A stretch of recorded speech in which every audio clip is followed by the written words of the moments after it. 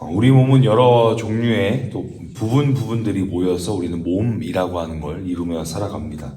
손과 발의 모양이 비슷하나 이제 어떤 그 바닥의 면이 어디가 더 길고 또 가락의 면이 어디가 더 길면서 어떻게 보면 생긴 건 비슷하게 생겼는데 손바닥과 발바닥은 이제 아예 좀 다른 기능을 하면서 살아가죠.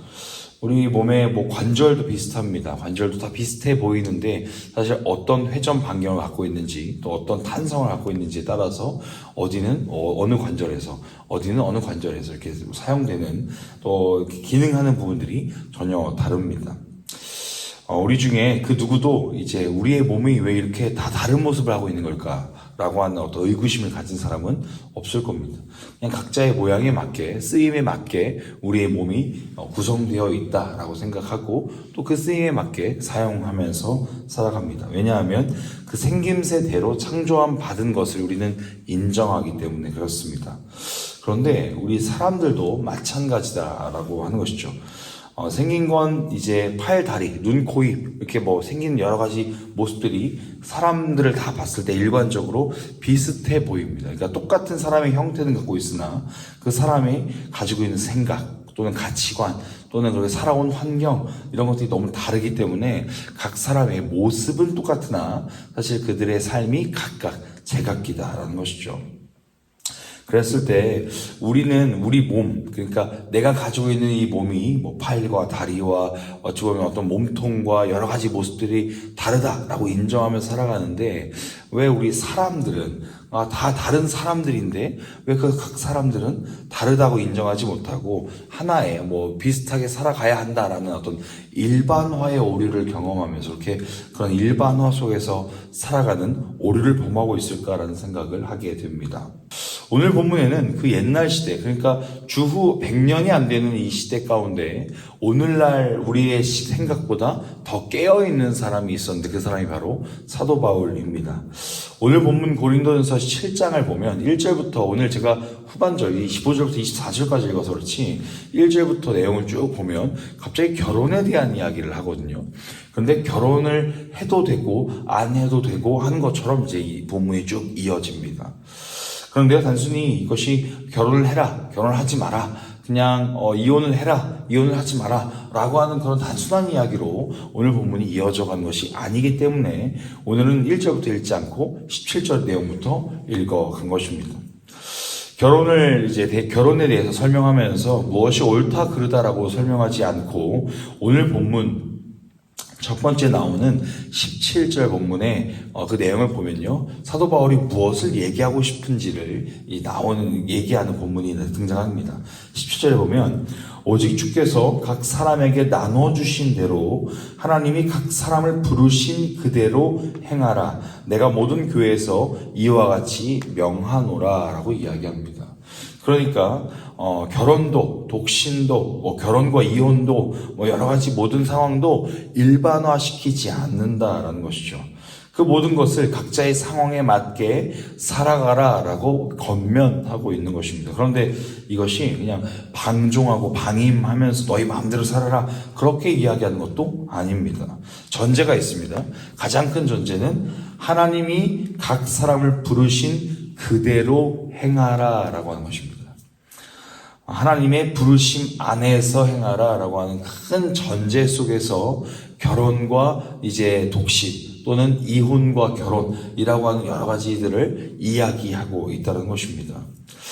결혼에 대해서 부담이 있다라고 한다면 그 사람은 하나님 안에서 생각해 봐라라고 하는 것을 이야기하는 겁니다. 그러면서 이 독신으로 살면서 복음을 전하는 그 삶을 살아가는 것이 좀 더 낫다라고 한다면 사도 바울이 자신처럼 그렇게 결혼하지 마라라고 이야기하는 것이죠.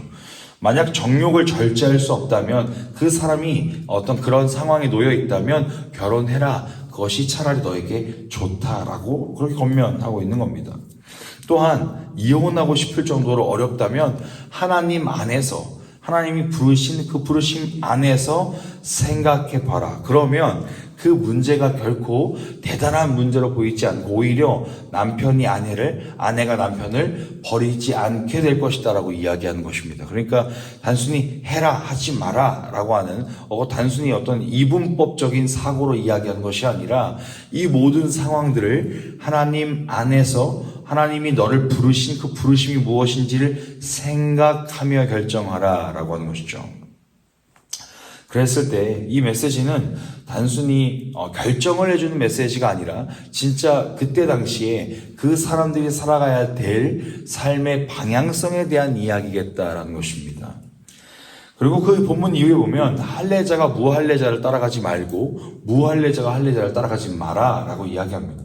할례는 굉장히 중요한 문제였습니다. 물론 예수님 때는 이제 안식일에 대한 규정 가지고 막 예수님을 공격하고 예수님을 힘들게 하고 이랬지만 사도 바울 시대에는 또 사도 바울을 할례에 대해서 막 이렇게 공격하던 시대였거든요. 그러니까 그 여러 가지 문제도 사냐 죽느냐라고 하는 그 문제로 세상 사람들이 바라보긴 했지만 사도 바울은 그것도 중요하지 않다 이겁니다. 하나님 안에서의 대전제, 하나님 안에서의 너의 부르심이 무엇인지를 생각해 보아라 라고 사도 바울이 이야기한다는 것입니다. 그랬을 때 때로는 그 선택이 잘못된 선택으로 보일지라도 세상 사람들이 야 그렇게 가면 안 되지, 그렇게 살아가면 잘못 살아가는 거야 라고 말할지라도 하나님이 너를 그렇게 부르셨다면 그 길이 맞다라고 이야기하고 있는 것입니다. 그랬을 때요, 이 말씀 우리의 삶에 적용해 본다면 우리는 과연 그 하나님의 부르심을 알고 있는가, 그리고 그 부르심을 따라가고 있는가를 점검해야 한다는 것입니다. 마태복음 28장에 하나님께서 제자 삼아라 라고 말씀하실 주님이 마지막 지상명령을 주시죠. 제자 삼아라라고 해요. 근데 그 전에 큰 대전제가 있어요. 모든 민족을 제자 삼아서 이제 제자 삼는 그 사역, 내가 너희와 함께하니 그 제자 삼는 사역을 해라라고 하는 거기에 우리가 방점이 가 있는데 그 말씀 직전에 뭐라고 말씀하시냐면 내가 너에게 분부한 모든 것을 가르쳐 지키게 하라고 하셔요. 그러니까 가르쳐 지키게 하는 것에, 제자 삼는 것에 우리는 방점이 있지만 분부한 모든 것을 알아야 가르쳐 지킬 수 있습니다. 그러니까 그 대전제는 결국 알아야 한다는 거죠. 하나님이 어디로 인도하길 원하시는지, 하나님의 뜻이 무엇인지, 하나님께서 나에게 주신 소명이 무엇인지를 알아야 가르쳐 지킬 수 있는 것이고, 사도 바울도 이 삶을, 우리에게 주어진 삶을 여기로 가야 되는지 저기로 가야 되는지 그 결정이 중요한 것이 아니라 너희에게 부르심이 무엇인지를 알고 선택하는 것이 중요하다라고 하는 것이죠. 그랬을 때 오늘을 사는 우리는 과연 하나님께서 부르신 그 부르심을 알고 있는가, 그리고 그 부르심대로 살고 있는가를 점검해 봐야 한다는 것입니다.